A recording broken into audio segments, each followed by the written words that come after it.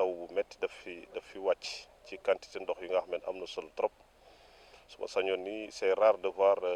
autant de pluie mu tombé fii ci Ross Béthio comme ni mu tuuroo ci Sénégal yëpp wala su ma sañoon aussi ni ci àdduna bi yëpp moo tax dafa jaadu woon équipe municipale bi ak comité ad hoc bi nga xamante ni dafa laloon benn projet ñu ñëw xool partager ak population yi jafe-jafe yi nga xamante ni dund nañ ko ci nawet bi rawatina taw démb bi mais aussi évaluer dispositif bi nga xam ne dañ ko installé woon vraiment pour soulager les populations sur les inondations. En tout cas, tous les moyens nécessaires ont été mobilisés ndax ku nekk xam na ni programme d'assainissement des eaux de pluie à Ross Béthio bañ ko xayma toll na ci juróom-benn milliard ak lu topp kon nag bu fekkee dañuy mobiliser un montant dans un premier temps d'un peu plus de 50 millions kooku pour dispositif d'urgence donc en tout cas mooy yi nga xamante ni commune bi moom la am actuellement pour évacuer ndox mi boo xoolee taataa yi dafa bare ndax Ross Béthio dafa xaw mel ni genre cuvette dafa nekk ci zone bu nga xam ne dafa xaw xóot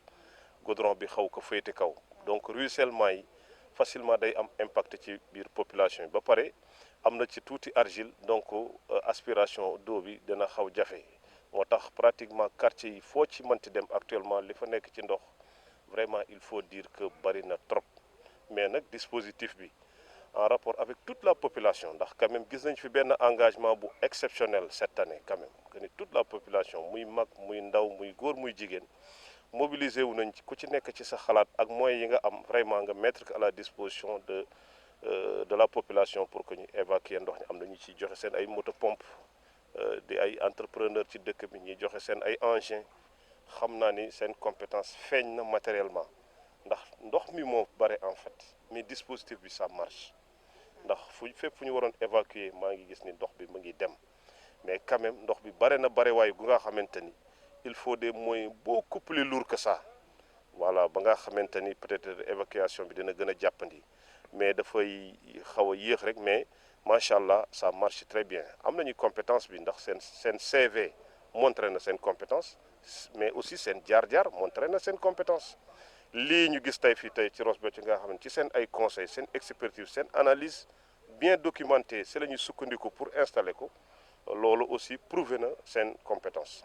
ñu am ci nag jàppale population bi moo tax lii ñu am ak néew ñu am ko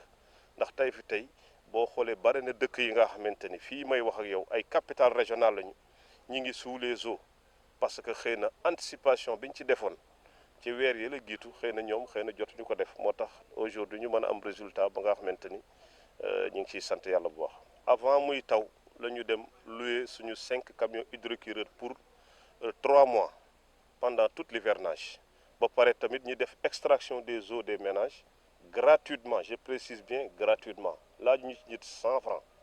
loolu mooy hydrocureurs yi kon nag sóoraale woon nañu loolu ndax ruissellement d'eau yi non seulement dina impacter la circulation des personnes et des biens mais aussi des fois mu dugg ci yenn fosse septique yi ndax doole yemul looloo tax ba période bi surtout bu fekkee da nga installé fu nga xamante ni nappe phréatique bi dafa sorewul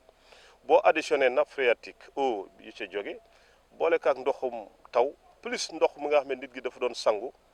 rapidement fosse septique day gaaw a fees ci période hivernage ci dëkk bu nga xamante ni wax dëgg yàlla traversé nañu ay période de difficulté toog nañu ñaari at bayuñu ak vraiment difficulté yi nga xamante ni moom la population di confronté moo tax la commune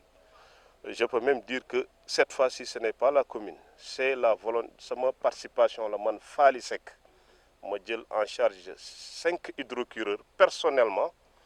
fas yéene ko fay pendant 3 mois comme ni mu fi daan contribuer démb ak bërki démb avant bi ma nekkulee maire pour que vraiment ñi extraire fosse yi gratuitement ba balaa nawet bi di jeex loolu moom sama participation personnelle la amul benn 100 francs bu nga xamante ni ñu ngi koy xaar ci budget wu mairie bi wala ci budget bi état par rapport ak loolu son excellence Macky Sall donc yàgg na di anticiper sur les inondations mais nag xam nga gestion inondation dafa complexe c'est pas parce que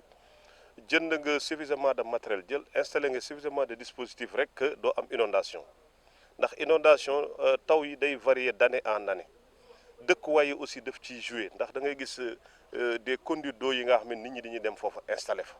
te loolu dafay remettre en cause le dispositif d'évacuation des eaux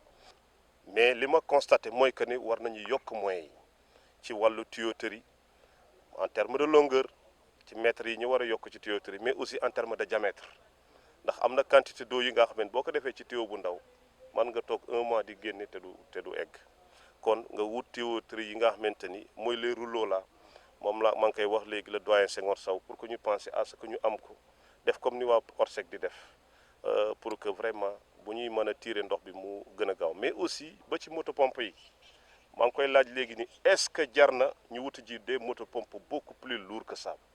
parce que moi l'engagement que j'ai de manière très ferme mooy que bu laajee ñu wuti ji ay moto pompe yu bare yu mag moo xam dañ koy jënd moo xam dañ koy louer